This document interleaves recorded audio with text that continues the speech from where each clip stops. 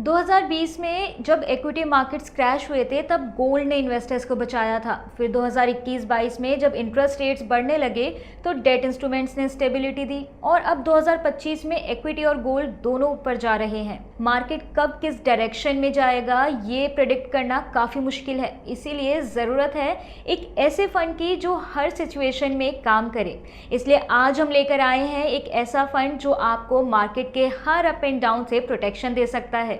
Edelweiss multi asset omni fund of fund, ये NFO एक all weather strategy के साथ रिसेंटली लॉन्च हुआ है जिसमें इक्विटी, डेट, गोल्ड और सिल्वर ईटीएफ्स का स्मार्ट कॉम्बिनेशन है, ताकि चाहे मार्केट का मौसम कैसा भी हो आपका पोर्टफोलियो हमेशा तैयार रहे। आज के इस वीडियो में हम बात करेंगे इस फंड के स्ट्रक्चर और एसेट एलोकेशन के बारे में, इस फंड को क्या यूनिक बनाता है, इसके रिस्क फैक्टर्स और परफॉर्मेंस पोजीशनिंग, और आखिर में कि क्या ये फंड आपके लिए सही होगा या नहीं। सबसे पहले फंड के स्ट्रक्चर की बात करते हैं।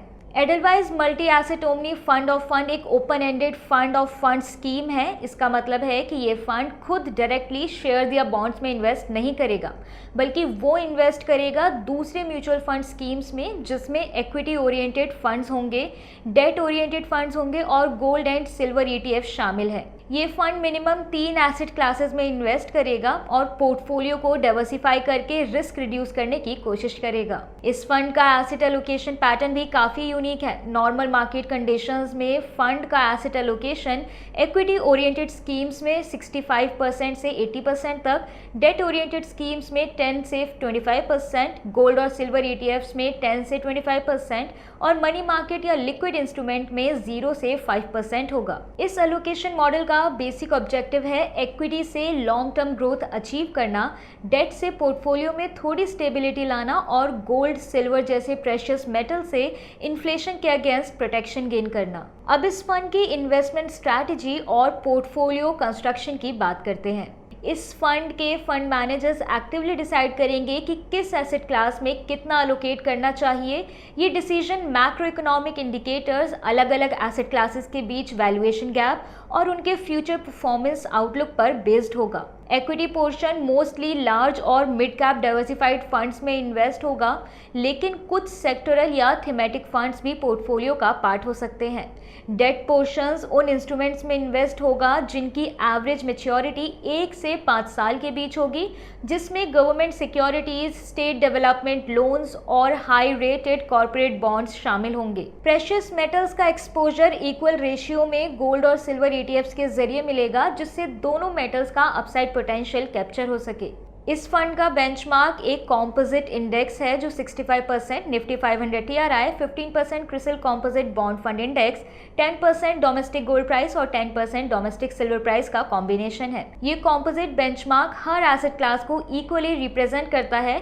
इसके अलावा फंड का पोर्टफोलियो सेमी एनुअली रीबैलेंस किया जाएगा ताकि ये बेंचमार्क से अलाइंड रहे। ये फंड कुछ खास वजह से अलग नजर आता है। सबसे पहले ये रिटेल इन्वेस्टर्स को एक ही फंड के जरिए 4 अलग अलग एसेट क्लासेस में इन्वेस्ट करने का मौका देता है। दूसरा, ये फंड इन्वेस्टर्स को मार्केट के वॉलेटाइल फेजेस में पैनिक सेलिंग से बचाता है और उन्हें डिसिप्लिन्ड इन्वेस्टिंग की तरफ एनकरेज करता है। अब अगर हम ट्रेलिंग रिटर्न्स का डेटा देखें तो पिछले 1 साल में मास यानी मल्टी एसेट एलोकेशन स्ट्रैटेजी का रिटर्न 10.42% था, जो कि इस कंपैरिजन लिस्ट में सबसे ज्यादा था। लेकिन इसके साथ स्टैंडर्ड डेविएशन 10.75% था, मतलब शॉर्ट टर्म में थोड़ी वोलेटिलिटी ज्यादा थी। 3 ईयर पीरियड में मास ने 20.20% का इंप्रेसिव एवरेज एनुअल रिटर्न दिया। स्टैंडर्ड डेविएशन 9.80% के साथ 5 ईयर पीरियड में मास ने 20% का एनुअलाइज्ड रिटर्न अचीव किया, जबकि उसका स्टैंडर्ड डेविएशन 10.52% रहा। ये क्लियरली दिखाता है कि मास ने अलग अलग टाइम फ्रेम्स में स्ट्रॉन्ग परफॉर्मेंस दी है और लॉन्गर टर्म में रिस्क को थोड़ा बेटर मैनेज किया है। इस फंड का एनएफओ 12 अगस्त 2025 को ओपन हो चुका है और ये 26 अगस्त 2025 तक ओपन रहेगा। मिनिमम इनिशियल इन्वेस्टमेंट सिर्फ 100 रुपए रखी गई है, जिसे एसआईपी के जरिए भी इन्वेस्ट किया जा सकता है। NFO price 10 rupees per unit रहा है और अगर आप अपने यूनिट्स 90 दिन के अंदर ही रिडीम करते हैं तो 1% एग्जिट लोड लगेगा, लेकिन उसके बाद कोई भी एग्जिट लोड नहीं है। ये फंड रेगुलर और डायरेक्ट दोनों प्लान्स में अवेलेबल है और आप ग्रोथ या IDCW ऑप्शंस चूज कर सकते हैं। डीमैट अकाउंट होल्डर्स के लिए फ्रैक्शनल यूनिट रिडेम्पशन भी अलाउड है। ये फंड रिस्कोमीटर के मुताबिक वेरी हाई रिस्क कैटेगरी में आता है।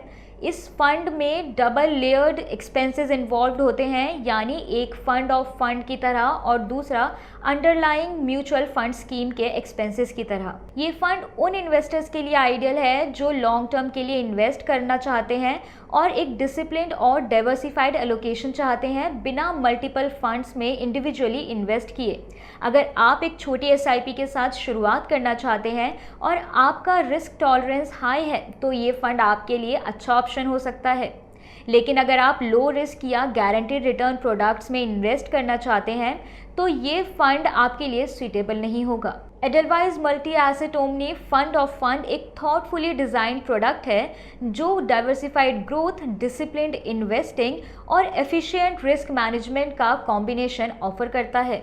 ये फंड उन इन्वेस्टर्स के लिए है जो लॉन्ग टर्म में वेल्थ क्रिएशन के साथ साथ पोर्टफोलियो स्टेबिलिटी भी चाहते हैं। तो ये था हमारा डिटेल ब्रेकडाउन इस एनएफओ के बारे में। आपको क्या लगता है, क्या मल्टी एसेट फंड्स आज के मार्केट में एक बेटर ऑप्शन हो सकते हैं? नीचे कमेंट करके ज़रूर बताएं। और अगर आपको ये वीडियो पसंद आया हो तो लाइक और शेयर ज़रूर करें और चैनल को सब्सक्राइब करना बिल्कुल भी ना भूलें, ताकि आपको ऐसे ही और सिंप्लीफाइड म्यूचुअल फंड रिव्यूज़ मिलते रहें। Mutual fund investments are subject to market risks. Read all scheme related documents carefully.